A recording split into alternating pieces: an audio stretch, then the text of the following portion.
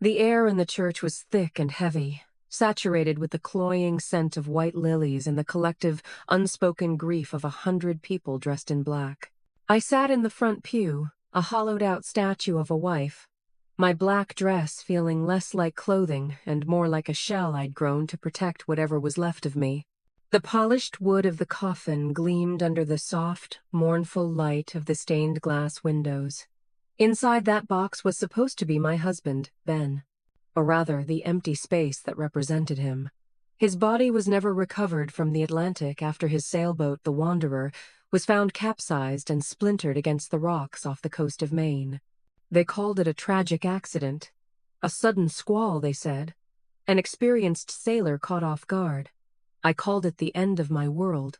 I'm so glad you're here to listen to my story. Every word is the truth, and what happened next is something I'm still trying to understand. From the pulpit, Ben's business partner, Marcus, was delivering the eulogy. His voice, usually so sharp and commanding in boardrooms, was now thick with a carefully practiced sorrow. He spoke of Ben's brilliance, his ambition, his loyalty. Ben was more than a partner, Marcus said, his gaze sweeping over the silent crowd. He was a brother, the engine of our firm, the visionary who saw potential where the rest of us only saw risk. He paused, letting the weight of his words settle. I watched him, my own eyes dry. I'd run out of tears days ago, leaving only a raw, burning ache in my chest. Something about Marcus's grief felt performative. The lines of sadness on his face seemed etched by an artist, not carved by genuine loss. He was playing a part, and he was playing it well. Beside me, Ben's older sister, Eleanor, dabbed at her eyes with a silk handkerchief.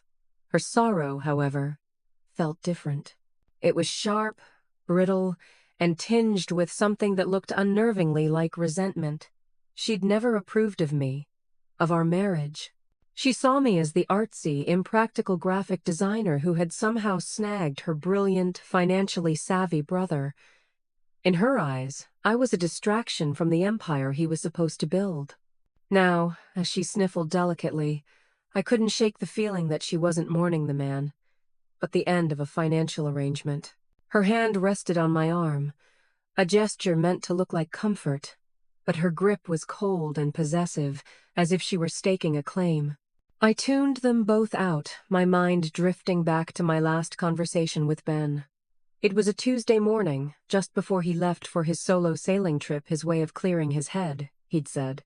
He'd been distant for months, buried in his work, his phone buzzing at all hours with calls he'd take in another room. The easy laughter that used to fill our home had been replaced by a tense silence, the air thick with unspoken worries. "Is everything okay at work?" I'd asked, tracing the rim of my coffee cup.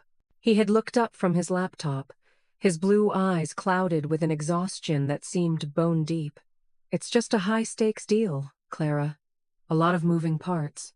"It's draining," he'd said, his smile not quite reaching his eyes. He kissed my forehead, a fleeting, almost automatic gesture.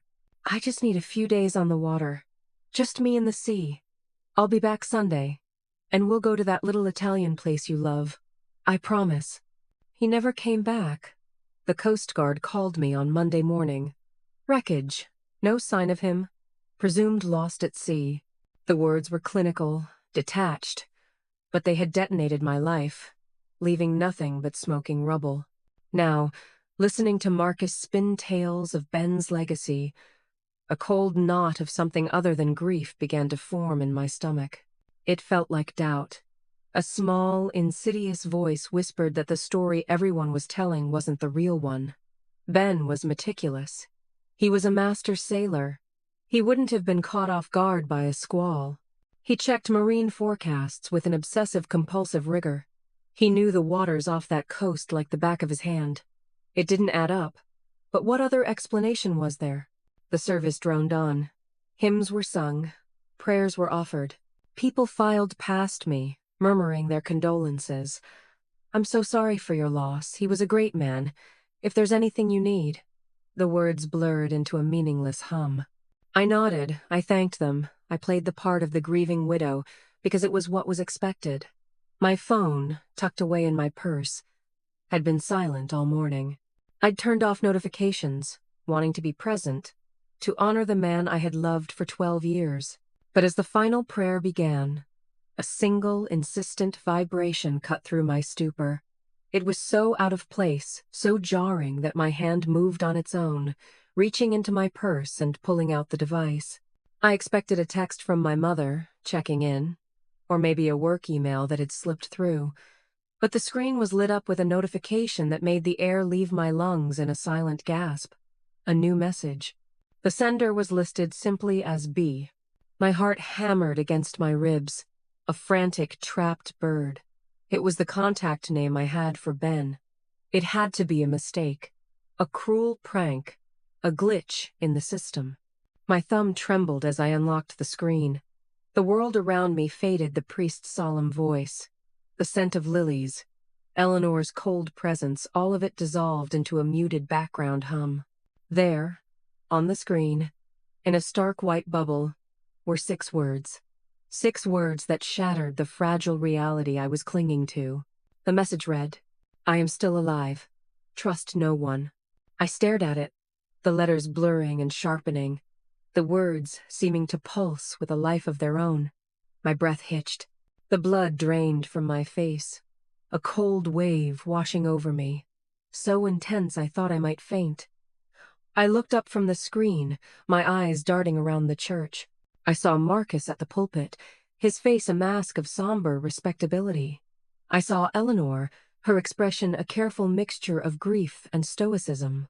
I saw the faces of Ben's colleagues, his friends, the people who claimed to know him, and the message echoed in my mind. A deafening siren. Trust no one. Suddenly, this funeral felt like a lie. A grand, elaborate piece of theater. And I was the only one in the audience who had just been handed a different script. My husband wasn't dead. He was out there, somewhere, and he was warning me. The real danger wasn't a storm at sea. It was right here, in this room, dressed in black and offering condolences. If you're wondering what I did next, and how this one message turned my life upside down, make sure you like this video and subscribe to the channel. You won't want to miss a single part of this story, and I need to know how far it's traveled. Let me know in the comments where you're listening from. The reception was held at our home, a modern glass and steel house overlooking a quiet, wooded ravine, a house Ben had designed, a house that now felt like a mausoleum. As people milled around the open-plan living room, balancing plates of catered food and glasses of wine, the message on my phone burned a hole in my consciousness. I had slipped the phone back into my purse, my hand shaking so violently I could barely fasten the clasp. My mind was a maelstrom of conflicting thoughts. It had to be a hoax, a sick, twisted joke played by someone with a cruel sense of humor. Who would do such a thing? Hack into a dead man's account just to torture his widow? The thought was vile, but it was more plausible than the alternative. Because if the message was real, if Ben was alive, then everything, the search, the wreckage, the declaration of his death, was a lie. And the funeral I just sat through was a charade. I stood by the floor-to-ceiling windows, watching the gray afternoon light filter through the trees, my own reflection, a pale, ghostly figure against the glass. Marcus came to my side, a plate of untouched food in one hand. "Clara, you need to eat something," he said, his voice a low, gentle murmur. "You haven't had a thing all day." I looked at him, really looked at him, searching his face for any crack in the facade. His eyes were filled with what looked like genuine concern, but the message had planted a seed of poison in my mind. Trust no one. Was his concern real, or was it part of the act? "I'm not hungry," I managed to say, my voice raspy. "I just need a minute." He placed a comforting hand on my shoulder. "Of course. Take all the time you need. I've handled the immediate paperwork at the firm. I don't want you to worry about a thing. Ben's affairs are in order. His will is clear. Everything will be taken care of." His words were meant to be reassuring, but they sent a chill down my spine. Ben's will. He was speaking of Ben in the past tense with such finality, such ease. If he were involved in Ben's disappearance, this is exactly how he would act, the supportive partner, stepping in to manage the fallout, ensuring a smooth transition of power and assets. I pulled away from his touch, the warmth of his hand feeling suddenly suffocating. Thank you, Marcus. That's very efficient of you. My tone was colder than I intended, and I saw a flicker of surprise in his eyes before he masked it with another sympathetic smile. It's the least I can do, he said, before moving away to speak with one of the firm's lawyers. A few moments later, Eleanor approached me, her expression pinched and severe. Clara, there are some documents we'll need to sort through in the coming days, she said, her voice devoid of any softness. Ben's personal investments, the estate. I assume you know where his primary financial files are kept? Her directness was jarring. The last guest hadn't even left, and she was already talking about the estate. I think they're in his office, I stammered, feeling defensive. Eleanor, can this wait? His funeral was just a few hours ago. She sighed, a long, impatient sound. Grief is one thing, Clara, but practicality is another. Ben wouldn't want his assets left in limbo. He was a man who valued order. Her eyes scanned our living room, taking in the expensive art on the walls, the custom-made furniture. It wasn't a look of appreciation. It was a look of appraisal, of inventory. She was calculating. Trust no one. The words screamed in my head. I looked from Eleanor's greedy eyes to Marcus's smooth political maneuvering, and I started to believe. I felt like I was in a play where I was the only one who didn't know my lines. The rest of the afternoon passed in a blur.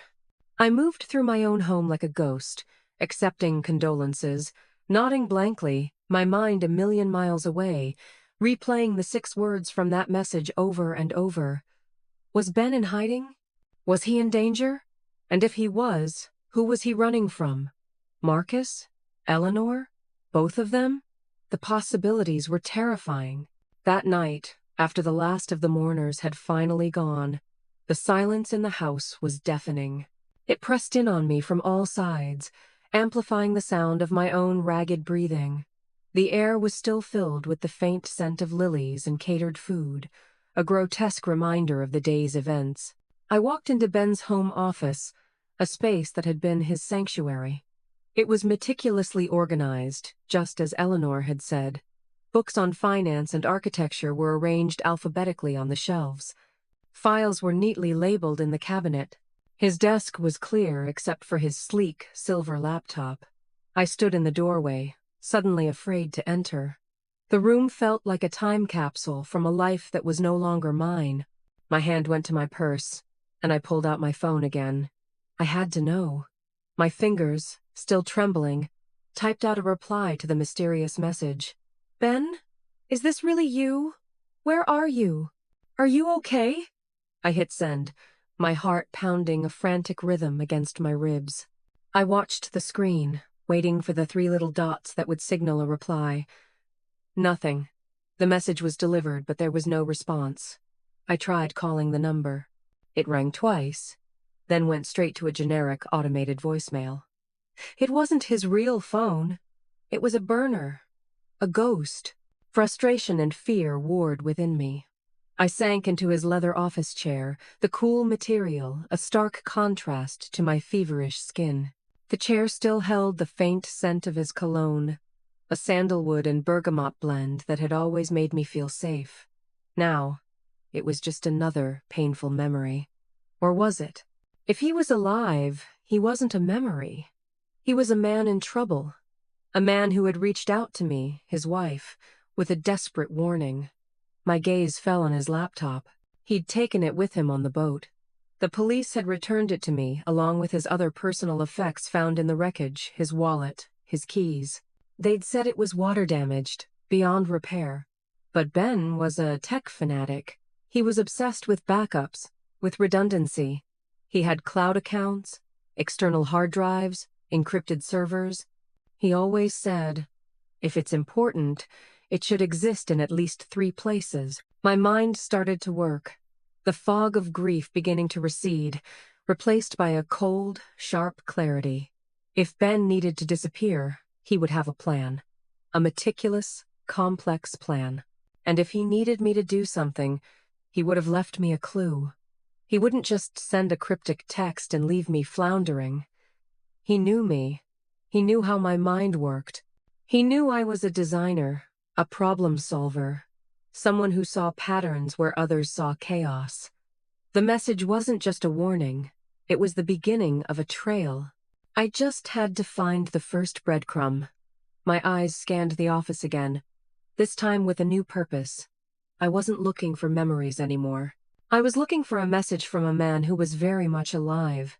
I looked at the bookshelf, the files, the paintings on the wall.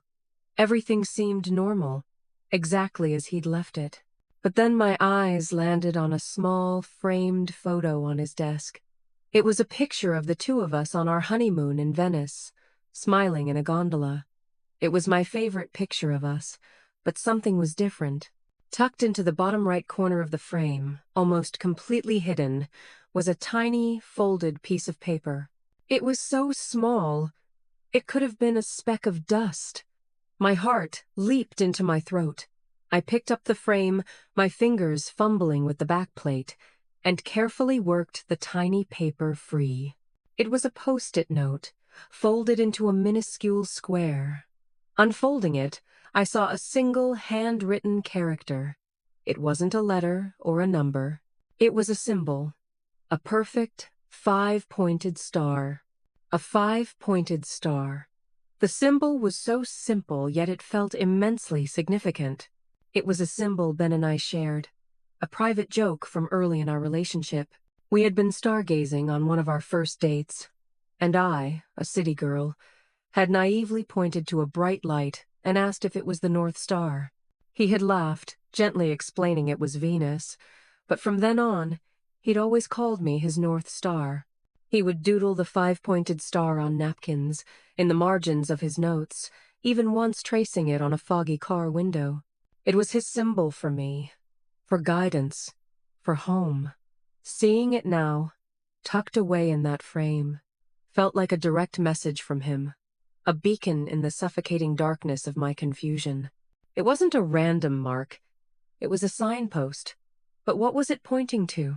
I spent the rest of that night and all of the next day turning the symbol over in my mind, searching for its meaning in our shared history.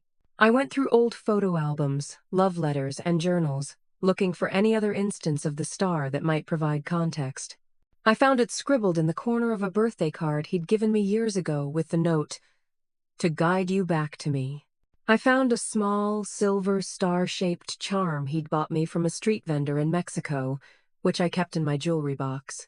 The symbol was everywhere, a constant thread running through the fabric of our life together. But none of these instances gave me a concrete clue. It was a symbol of our connection, but I needed a location, a password, a key, something tangible. On Wednesday, 2 days after the funeral, Marcus called.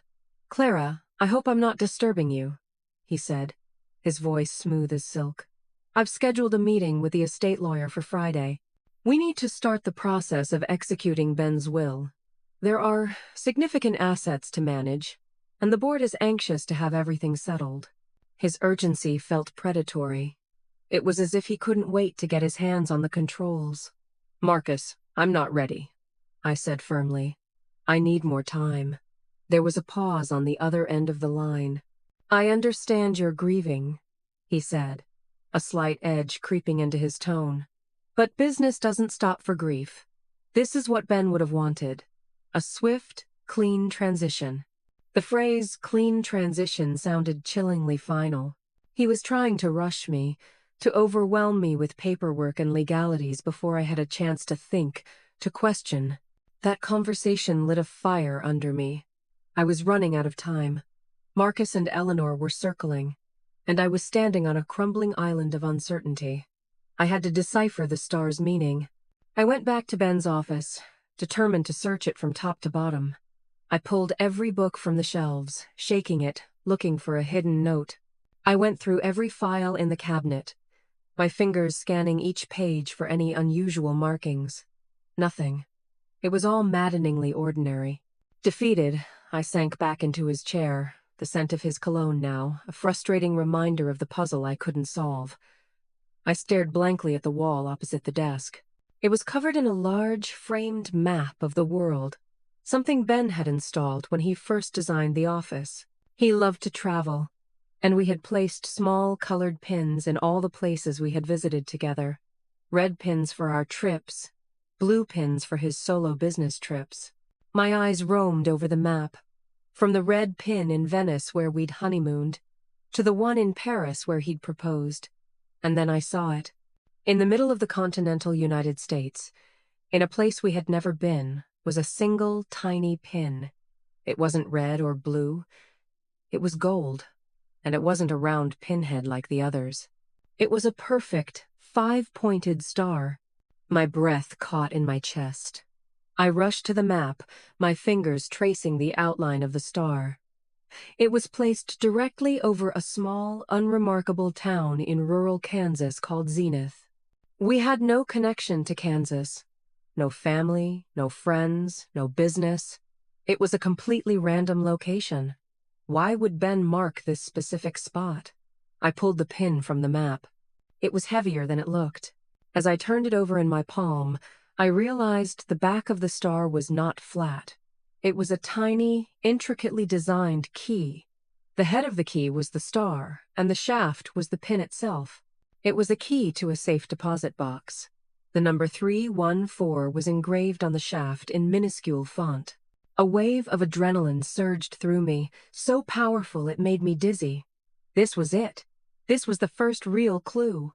Ben had hidden a key, in plain sight, in a place only I would ever think to look closely, marked with a symbol only I would understand. He had trusted me to find it. And the message echoed again, "Trust no one." This key was a secret he had kept from everyone, including Marcus and Eleanor. The location, Zenith, Kansas, was so random, so far off the grid of our life, that no one else would ever think to look there. I booked a flight immediately, using my personal credit card, not the joint account I shared with Ben. I told no one where I was going. When Eleanor called that evening to ask if I had found Ben's financial files yet, I lied, telling her I was too overwhelmed to even look and would need at least another week. Her frustrated sigh was music to my ears. I packed a small overnight bag, my mind racing. What would I find in that box? Documents? Cash? Another clue? The possibilities were both exhilarating and terrifying. As I packed, my hand brushed against the book on my nightstand, a collection of Edgar Allan Poe stories that Ben had given me. He had been fascinated by cryptography and hidden messages, and Poe's story The Gold Bug was his favorite. It was about a man who finds a hidden treasure by deciphering a complex code. Ben had underlined a passage in the book. It is an ordinary human failing to underrate the powers of the mind, and to suppose that what is beyond their own comprehension is beyond the comprehension of all. He was telling me not to underestimate myself, that I had the ability to solve this. The next morning, I was on a plane to Wichita, the closest major airport to Zenith. The flight was turbulent, mirroring the turmoil in my own heart. With every mile that passed, I felt like I was moving further away from the life I knew and deeper into Ben's secret world. From Wichita, I rented an anonymous-looking sedan and began the 2-hour drive to Zenith. The landscape flattened into an endless expanse of golden fields under a vast blue sky. It was a world away from the rocky coast of Maine and the concrete canyons of the city. Zenith was a tiny speck on the map, a town with a single main street, a grain elevator, and a small, old-fashioned bank built of red brick. The Zenith Community Bank. It looked like something out of a forgotten photograph. I walked into the bank, the small bell above the door announcing my arrival.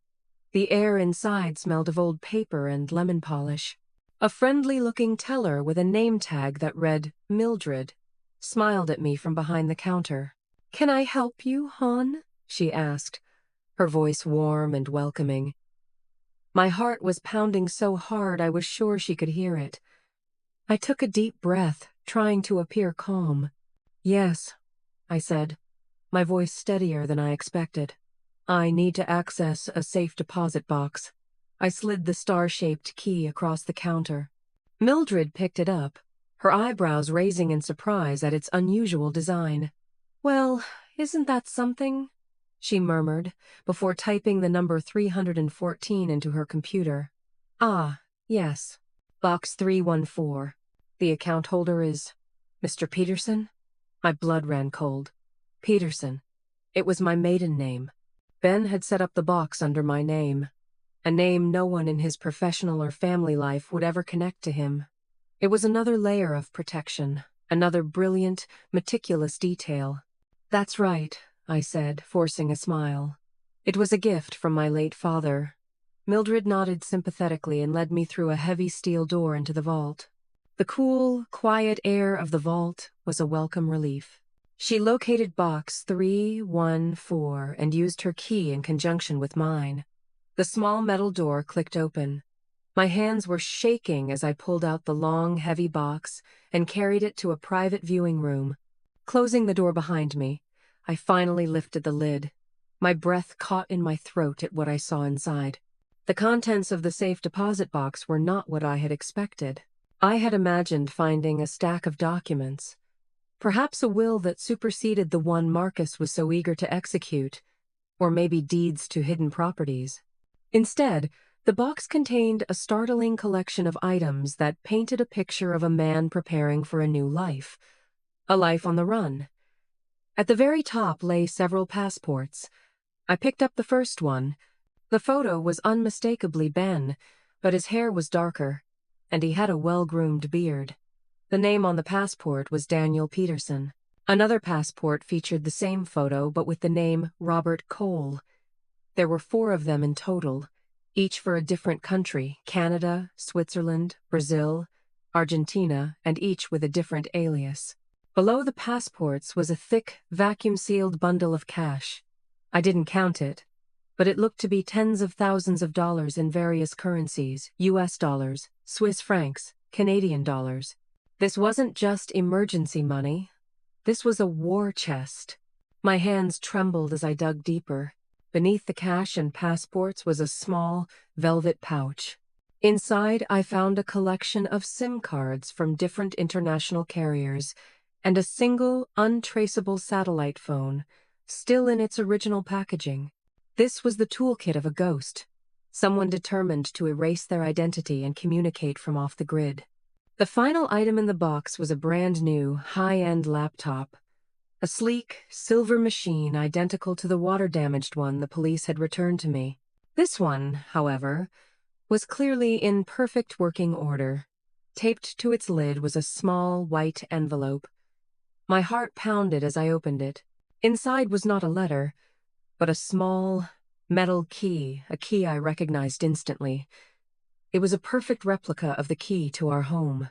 There was no note, no explanation, just the passports, the cash, the phone, the laptop, and a key to a house that was no longer a home, but a stage for a lie.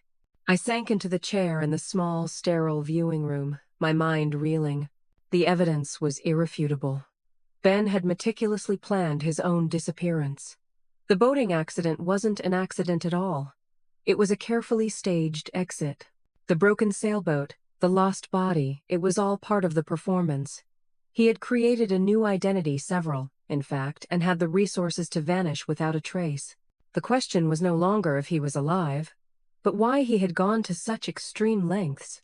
People don't do this to escape a high-stakes business deal. They do this when their life is in danger. And the key? Why give me a key to our house? I already had one. Then it hit me. It wasn't about access. It was a message. Ben knew his office, his personal effects. Everything in that house would be under scrutiny. Marcus and Eleanor were already circling, eager to go through his things. The police had already done their sweep. By giving me a new key, a clean key, he was pointing me back to the house. There was something there, something he had hidden, something he needed me to find, something that the water-damaged laptop was likely a decoy for. I carefully packed everything back into the box, my mind racing a mile a minute. The laptop was the key to everything. I knew Ben. His entire life was digitized and encrypted. Whatever secret he was hiding, whatever danger he was running from, the answers would be on that hard drive. I left the bank in a daze, the weight of the laptop in my bag feeling like a ton of bricks. The drive back to Wichita was a blur. My world had been completely upended. The man I had married was not just a brilliant architect and businessman. He was a man with deep, dangerous secrets. A man capable of orchestrating a deception so profound that it had fooled everyone. Or had it? The message replayed in my mind. Trust no one. Marcus and Eleanor weren't just greedy opportunists mourning his death. If Ben was running, it was likely he was running from them. Had they discovered his plan? Or were they the reason he had to make a plan in the first place? Their behavior since his death took on a sinister new light. Marcus's haste to settle the will, Eleanor's obsession with his financial files, it wasn't just about money. It was about control. They needed to secure his assets, his data, his entire legacy, perhaps to bury a secret that he had uncovered. I flew back home that evening, the laptop stowed securely in my carry-on. As I walked back into my house, the silence no longer felt just sad. It felt menacing. I was standing in a crime scene, but the crime wasn't a death. It was something far more complex. I immediately went to Ben's office. I looked at the water-damaged laptop sitting on his desk, a prop in this elaborate play. Then I took out the new one from my bag. They were identical twins. I pressed the power button, and the screen lit up instantly, bright and clear. It booted up to a simple, clean desktop with only one icon. A single, locked folder labeled North Star. A surge of adrenaline shot through me. This was it. The star was not just the key to the safe deposit box. It was the key to the final puzzle. I clicked on the folder, and a password prompt appeared. I typed in every combination of words and dates I could think of that related to our North Star inside joke. Venus, Stargazer, our anniversary, my birthday. Access denied. Access denied. Access denied. The password was something more complex, something I didn't know yet.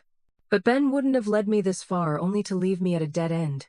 There had to be another clue, and it had to be somewhere in this house. I thought about the key, the new key he had left for me. Why? What was different about it? I took out my own house key and compared them. They looked identical, cut from the same blank. But as I ran my thumb over the surface of the new key, I felt it. A tiny, almost imperceptible imperfection near the head. It wasn't an imperfection. It was a Braille dot. I'm not fluent in Braille, but I had worked on a design project for a school for the blind years ago, and I recognized the pattern for a single letter. I quickly looked it up on my phone. The single dot in that position represented the letter E. E. What did that mean? It wasn't a password, it was another signpost. My mind raced. E for Eleanor? Unlikely. E for exit? Emergency? My gaze swept around the office, landing on the bookshelf. Ben had arranged his books alphabetically by author. I scanned the E section, Eco, Egan, Ellison, and then my eyes landed on a book that was slightly out of place. It was a slim volume, a collection of poems by Ralph Waldo Emerson, a book I didn't remember him ever reading. It was pushed back just a fraction of an inch more than the others. My heart pounding, I pulled the book from the shelf. It felt lighter than it should have. I opened it, and I saw that the pages had been hollowed out. Nestled inside, in the secret compartment, was a small, black notebook and a single, encrypted USB drive. I had found the next piece of the puzzle. The real work was about to begin. The black notebook was filled with Ben's familiar, sharp handwriting, but the content was utterly alien. It was a mess of dates, alphanumeric codes, and names I didn't recognize, interspersed with complex financial jargon that went completely over my head. It was a ledger of some kind, a chronicle of secrets. Leafing through the pages, I felt a growing sense of dread. This was bigger than a personal dispute. This was organized, methodical, and dangerous. I plugged the USB drive into the new laptop. A single, heavily encrypted file appeared on the screen. It was locked down with a level of security that made the North Star folder look like a child's diary. I knew immediately that I was out of my depth. My skills were in visual design, not in breaking military-grade encryption. Trust no one. The warning paralyzed me for a moment. I couldn't go to the police. For all I knew, they could be compromised. I couldn't go to any of Ben's colleagues. That left me with a very short list of people I could turn to. And at the top of that list was one name: Maya. Maya and I had been roommates in college. Two scholarship kids trying to navigate an Ivy League world that wasn't built for us. While I was in the art department, she was a prodigy in the computer science lab, a brilliant, punk rock hacker who saw code as poetry. We had drifted apart after graduation as life pulled us in different directions, but we had always maintained a bond of fierce loyalty. Maya now worked as a cybersecurity consultant, one of the best in the field. More importantly, she was fiercely independent and deeply cynical of authority. If there was anyone who would understand my situation and have the skills to help, it was her. I hesitated for a full day, the weight of Ben's warning making me second-guess everything. But I was at a dead end.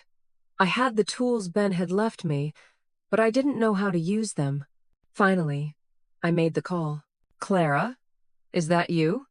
Maya's voice was the same as I remembered, sharp and laced with a wry amusement. "To what do I owe the honor? Did you finally decide to ditch that corporate husband of yours and run away with the circus?" Her gallows humor was exactly what I needed. "It's more complicated than that, Maya," I said, my voice trembling slightly. "I need your help, and I need you to tell absolutely no one about this." The humor in her voice vanished, replaced by a serious, focused tone. "Where are you? Don't say anything else over the phone. Text me an address. I'll be there." 2 hours later, she was at my door, dressed in her signature black leather jacket and combat boots, a heavy-duty laptop bag slung over her shoulder. Her sharp, intelligent eyes took in my pale face and the dark circles under my eyes. "Okay," she said, stepping inside and closing the door firmly behind her. "You look like you've seen a ghost. Start from the beginning." We sat in my kitchen, and for the next hour, I told her everything. The funeral, the message, the star, the key, the safe deposit box, the notebook, the USB drive. I laid it all out, half expecting her to think I was crazy, that grief had finally pushed me over the edge. But she listened intently, her expression growing more serious with every detail. She didn't interrupt. She didn't question. She just absorbed it all. When I finished, she was silent for a long moment, her fingers drumming a restless rhythm on the kitchen table. "So your husband faked his death to escape from something, and he left you a digital breadcrumb trail to figure out what," she said, summarizing it with a blunt clarity that was both jarring and comforting.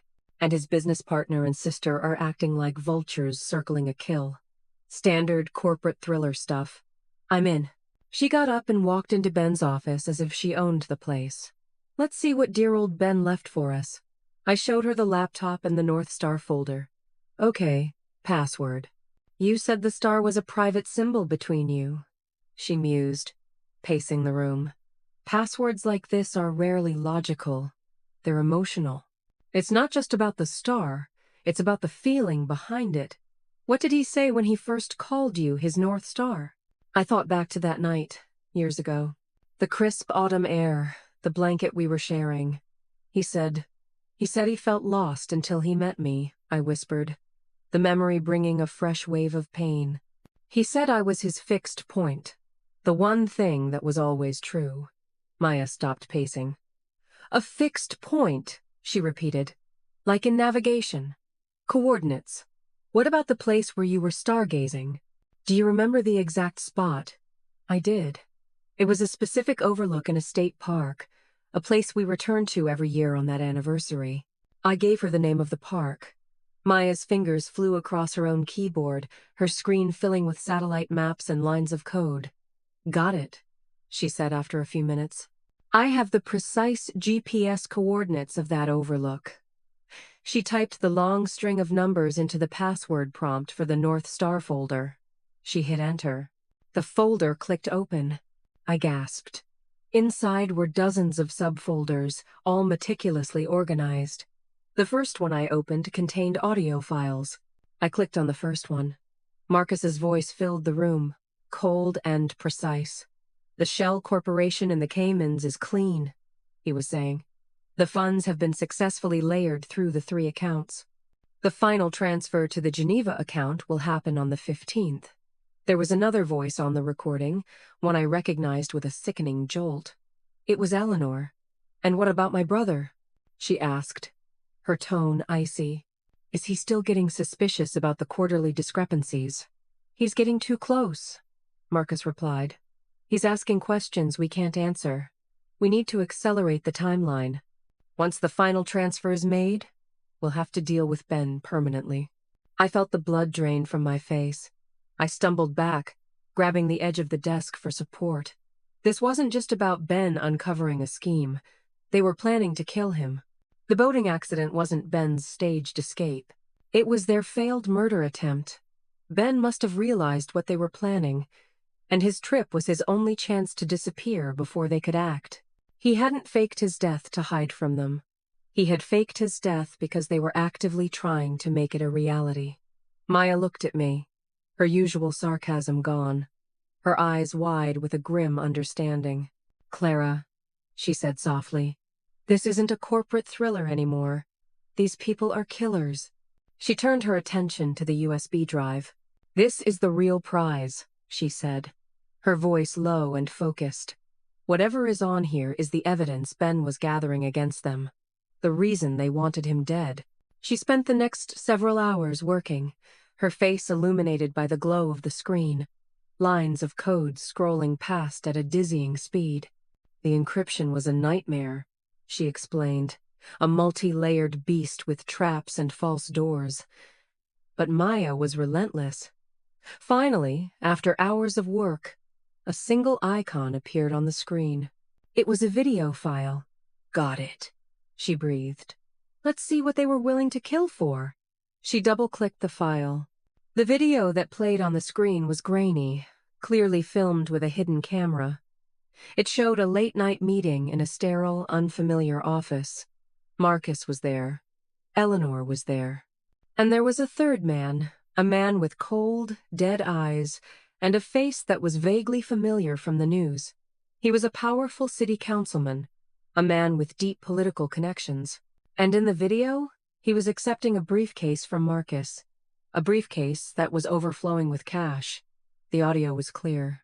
They were talking about zoning permits for a multi-billion-dollar waterfront development project, a project Ben's firm was overseeing. They weren't just embezzling money. They were running a massive bribery and money laundering operation that went to the very top of the city's power structure. And Ben had it all on tape. This was the bomb he had left for me to detonate. The grainy video played on a loop, a silent testament to the depth of the corruption Ben had stumbled upon. It wasn't just Marcus and Eleanor. It was a web of deceit that involved politicians, city officials, and who knew who else. The waterfront development project had been hailed in the press as the cornerstone of the city's revitalization, a beacon of progress. Ben's firm was the architectural lead. Now, I saw it for what it was, a front for a massive money laundering operation. The foundation of that shiny new development was built on bribes and lies, and Ben had been the one person standing in their way. "This is huge, Clara," Maya said, her voice a low whisper. "This isn't just about putting your brother-in-law and his partner in jail. This could bring down the whole city administration." She started making copies of the USB drive, creating multiple backups on encrypted cloud servers. "We can't keep this here," she said, her eyes scanning the room as if the walls themselves had ears. "This house isn't safe. They tried to kill Ben for this information. What do you think they'll do to you if they find out you have it?" Her words sent a fresh wave of fear through me. Until now, I had been an observer, a detective piecing together a puzzle. Now, I was a participant. I was the keeper of a secret that people had killed or were willing to kill to protect. Suddenly, every creak of the house, every shadow in the corner, felt like a threat. Was I being watched? Had they been monitoring me all along? The thought was paralyzing. What do we do? I asked, my voice barely audible. We can't go to the local police. That councilman in the video probably has the entire department in his pocket. You're right, Maya agreed, her expression grim. We need to go bigger. Federal, FBI, someone outside their sphere of influence. But we can't just walk in and hand this over. We have one shot at this. We need to be smart. The next morning, the pressure began to mount. I got a call from the estate lawyer, a man named Mr. Davies, whose office was in the same building as Marcus's firm. Mrs. Peterson, he said, his tone professionally courteous but firm. Marcus and Eleanor have expressed their concerns. You've been uncommunicative. We need you to come in and sign the preliminary estate documents. It's a matter of some urgency. The word urgency was a red flag. They were pushing, trying to legally seize control of Ben's assets, which would include his computers, his files, everything. They were trying to clean the crime scene. I'm not signing anything without my own legal counsel, I said, my voice shaking slightly. I'll be in touch. I hung up before he could argue. Minutes later, there was a knock at my door. I froze, my heart leaping into my throat. I crept to the window and peeked through the blinds. It was Eleanor. She was standing on my porch, her arms crossed, her face a mask of impatience. I didn't answer. I stood there, motionless, until she finally gave up and left, her heels clicking angrily on the stone walkway. They were closing in. They knew something was up. My silence, my refusal to play the part of the compliant, grieving widow, had made them suspicious. That afternoon, I received an email from Marcus. The subject line was, "For your own good."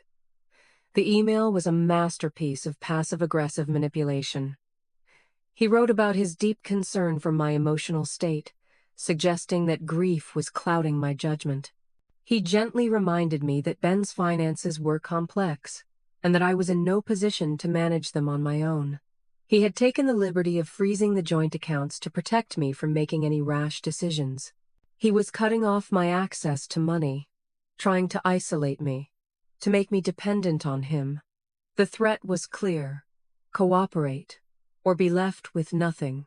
I felt the walls closing in. I was trapped in my own home, a prisoner of a conspiracy I was only beginning to understand. I called Maya, my voice frantic. "They're making their move," I told her. "They've frozen my accounts." Eleanor was at my door. "Stay calm, Clara," she said, her voice a steady anchor in my sea of panic. "This is predictable. They're trying to intimidate you. It means they're scared. It means they don't know what you know, but they suspect you know something. We need to get you out of that house." That night, under the cover of darkness, I packed a small bag.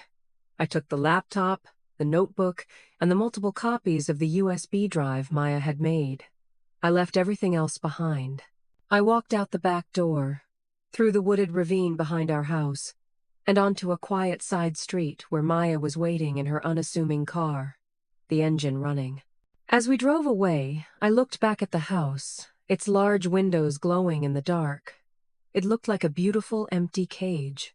I had no idea where I was going, or what would happen next. I was a ghost, just like my husband.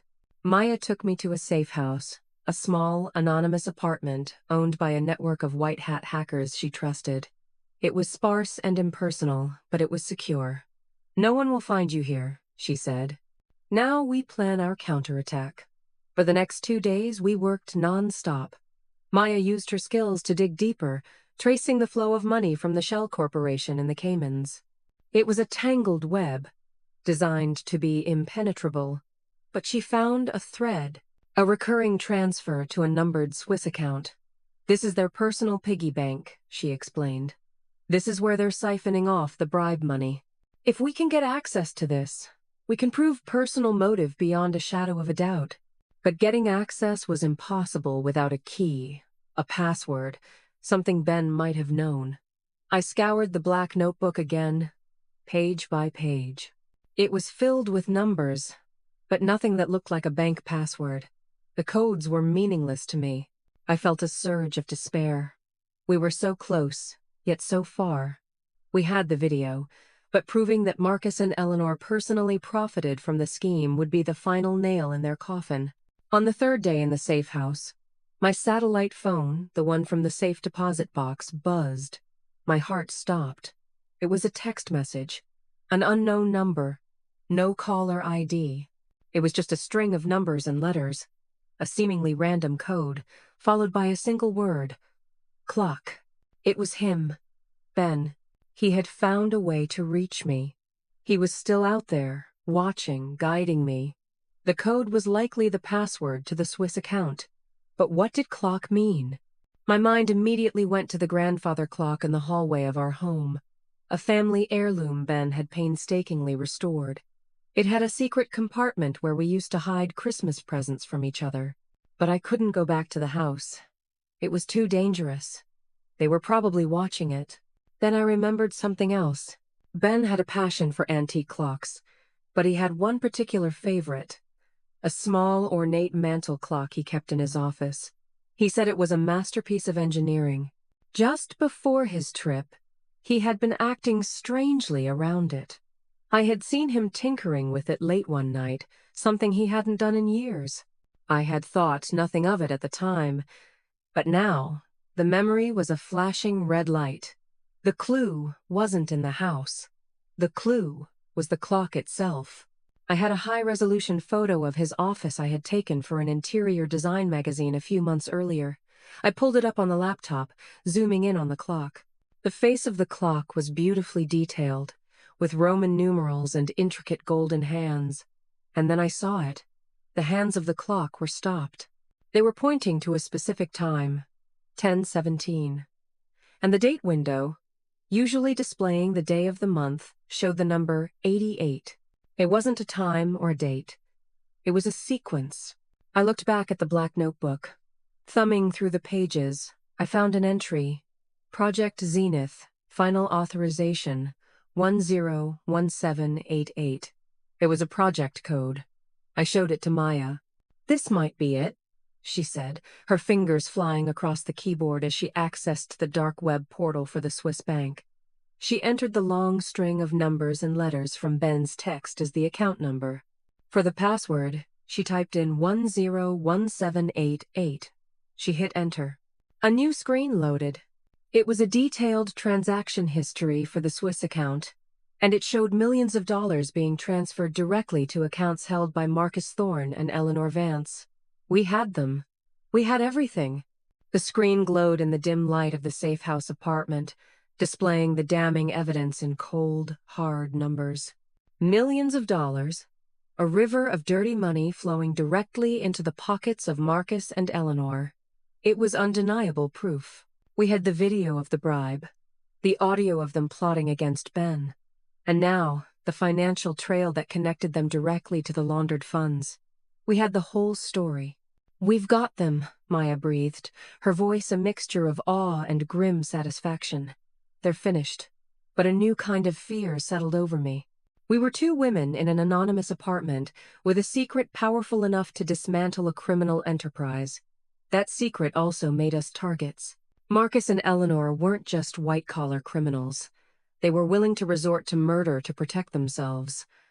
Now that we had the final piece of the puzzle, our own danger had increased tenfold. "What's our next move?" I asked, my voice barely a whisper.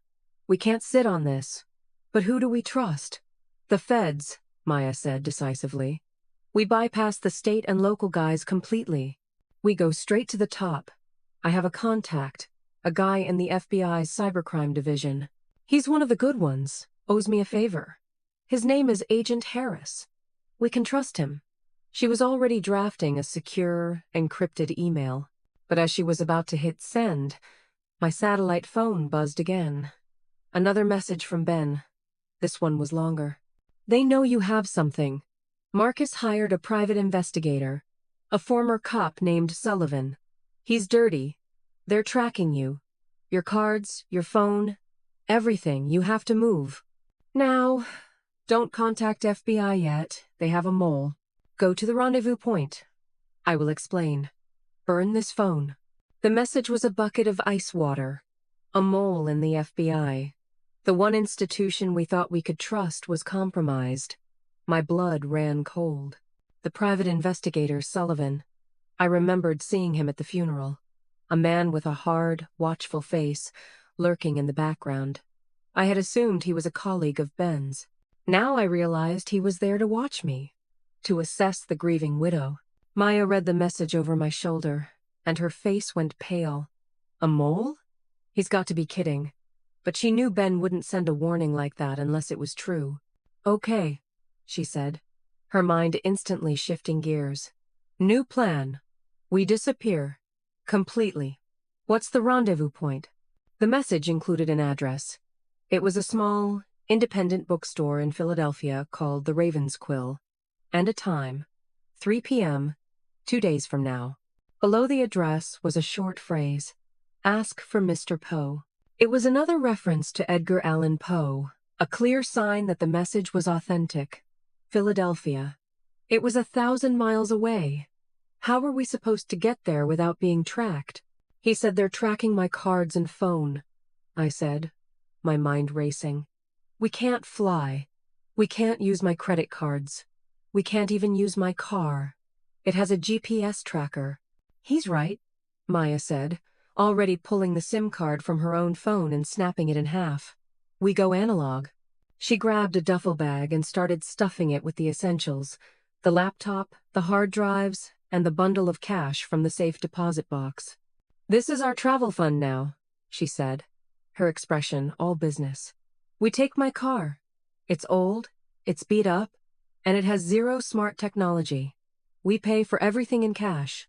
No phones, no credit cards, no digital footprint. The next 48 hours were a blur of paranoia and adrenaline. We drove east, taking winding back roads, avoiding major highways. Every pair of headlights in the rearview mirror felt like a threat. We stayed in cheap roadside motels that didn't ask for ID, paying in cash and leaving before sunrise. We were living the life Ben had been forced into, a life of looking over our shoulders, trusting no one but each other. During the long hours in the car, I thought about Ben. He wasn't just hiding. He was actively working, fighting back. He was somehow able to monitor Marcus's activities, to know about the investigator, about the mole. He was a ghost, but a ghost with eyes and ears everywhere. He was protecting me from a distance, guiding me through the most dangerous part of the maze. My fear was still immense, but it was now mingled with a profound sense of awe for the husband I was only now beginning to truly know. We arrived in Philadelphia with an hour to spare. The city was a chaotic, vibrant change from the sterile silence of the safe house. The Raven's Quill was a charming, old-world bookstore tucked away on a cobblestone side street. It smelled of old paper, leather, and ink. It was the perfect place to hide in plain sight. At exactly 3 p.m., I walked up to the counter, where a man with a tweed jacket and a kind, scholarly face was sorting through a stack of books. "Excuse me," I said, my heart pounding. "I'm looking for Mr. Poe." The man looked up, his eyes crinkling at the corners as he smiled. "You've found him," he said. "Or rather, he has been expecting you. Right this way." He led me through a door at the back of the store marked private, and into a small, cozy office lined with books from floor to ceiling. Sitting in a leather armchair was a man in his late 60s, with a sharp suit and even sharper eyes. He was not Ben. "Mrs. Peterson," the man said, standing up and extending a hand. "My name is not Mr. Poe. It's Arthur Vance. I was your husband's lawyer, and his mentor." I stared at him, confused. Vance? He had the same last name as Eleanor. "No relation, I assure you," he said, as if reading my mind. "A rather unfortunate coincidence. Please, sit." He explained that he was a corporate lawyer who had taken Ben under his wing when he was fresh out of school. He had seen the brilliance in him, but also the unwavering moral compass. Ben came to me 6 months ago, Arthur explained. He had uncovered the beginnings of the fraud at his firm. I advised him to go to the authorities. But as he dug deeper, he realized how far the corruption went. It wasn't just his partners. It was entrenched in the city's political machine. He discovered the mole at the local FBI field office, an agent on Marcus's payroll. Arthur's face was grim.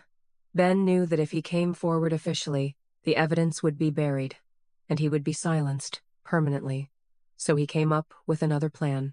A plan to let them think they had succeeded in getting rid of him, giving him the freedom to work from the shadows, to gather the irrefutable proof he needed. So, the boating accident, I began, was his idea, Arthur confirmed. A desperate measure. He needed to be dead to the world so he could fight back. He knew Marcus and Eleanor would become complacent once they thought he was gone. And he was right. He has been feeding me information for weeks, building a case file that is now airtight. Where is he? I asked, my voice breaking. Is he safe? He is safe, Arthur said gently. And he is very proud of you, Clara. He knew you would solve his puzzle. He trusted you, and you did not let him down. Arthur then laid out the final phase of the plan. He had been in contact with the Department of Justice in Washington, D.C., completely bypassing the compromised regional office. They were ready to act. They need one more thing, Arthur said. They need the original evidence, the video, the financial records delivered directly to them. But more importantly, they need a witness, someone who can tie it all together. They need you, Clara. He explained the plan. A grand charity gala was being held at the city's main museum in 2 days. It was sponsored by Marcus's firm and the city councilman from the video. All the players would be there, celebrating their supposed victory, their waterfront project. It was the perfect stage. While the gala was in full swing, I would meet a trusted DOJ agent and hand over the evidence. Simultaneously, Arthur would trigger a series of events that would ensure Marcus, Eleanor, and their co-conspirators couldn't escape. The trap was set. All I had to do was walk into the lion's den. The idea of walking into a room filled with the very people who wanted my husband dead, who had systematically tried to destroy my life, was terrifying. The museum gala was the pinnacle of the city's social calendar, a glittering affair where the powerful and wealthy gathered to congratulate each other under the guise of philanthropy. This year, it was a celebration of the waterfront project, their crown jewel, their criminal enterprise. For me, it would be the final battlefield. I can't do it alone, I told Arthur, my voice trembling. He nodded, his expression understanding. You won't be. Maya is your technological overwatch. She will be nearby, monitoring communications, ready to wipe the drives remotely if anything goes wrong. And I will be your legal shield. But you, Clara, are the key. You are the face of Ben's fight. They see you as a broken, helpless widow. They will underestimate you, and that is our greatest advantage. We spent the next 48 hours in a state of high alert, meticulously planning every detail. Maya set up a secure communication line between the three of us. Arthur briefed me on the legalities, preparing me for the questions the DOJ agents would ask. He also gave me a new phone, loaded with a single number. This is your contact, he said. Agent Riley. She will be at the gala, posing as a museum curator. She will approach you. You will know it's her when she mentions Edgar Allan Poe. On the night of the gala, I felt a strange sense of calm settle over me. The fear was still there, a cold knot in my stomach, but it was overshadowed by a fierce, burning resolve. I was no longer just Ben's wife. I was his partner in this fight. I chose my dress with care, a simple, elegant gown of deep midnight blue. It was understated, designed to make me blend in, to appear as nothing more than the grieving widow making her first, tentative return to society. Arthur had arranged for a car to take me. As I stepped out onto the red carpet in front of the museum, The flashbulbs of the press photographers were blinding. The air was filled with the murmur of the city's elite. I saw Marcus arriving just ahead of me, looking confident and powerful in a perfectly tailored tuxedo. He was laughing with the councilman from the video, the two of them basking in the spotlight.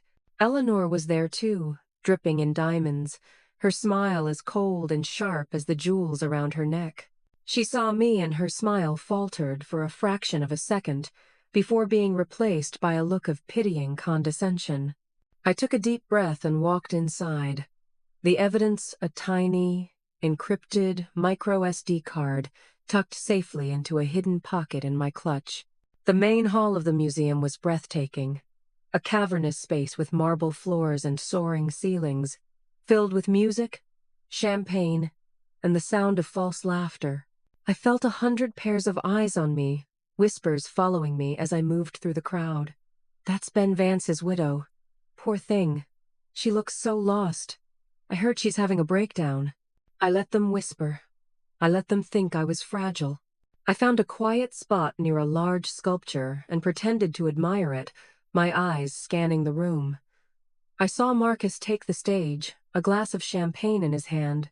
He began to give a speech, thanking everyone for their support of the waterfront project, a project he dedicated to the visionary memory of my dear friend and partner, Ben Vance. The hypocrisy was so staggering it was almost nauseating. As he spoke, I felt a presence beside me.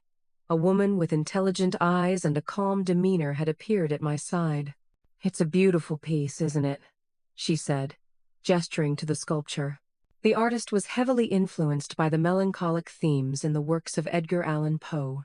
It was her, Agent Riley. My heart hammered against my ribs. "I've always been a fan of his work," I replied, my voice steady. "Especially The Gold Bug." A small smile touched her lips. "Follow my lead," she murmured, before turning and walking towards a corridor marked staff only. I waited a full minute, then followed her. She led me to a quiet, empty office. "Do you have it?" she asked, her voice all business. I handed her the clutch. She took out the micro SD card and inserted it into a specialized device